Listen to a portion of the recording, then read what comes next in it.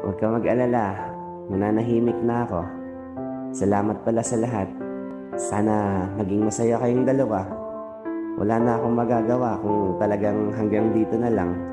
Sobrang nagpapasalamat ako sa'yo kasi nakilala kita. Siguro kung hindi kita nakilala that time, wala na ako. Kaya maraming salamat sa'yo. Walang katumbas yun para sa akin. Kung hindi na talaga, hanggang dito na lang po. Sana lagi mo lang katandaan na mahal kita. Hanggang sa huli, at kung matapos man to, naging matapat ako sa'yo. Hindi ako naglihim kahit alam kong malaking pagkakamali yun. Hindi ko magawang magsinungaling sa'yo, pero ayun na nga. Maraming salamat sa'yo. At mahal, malaya ka na. Mananahimik na ako.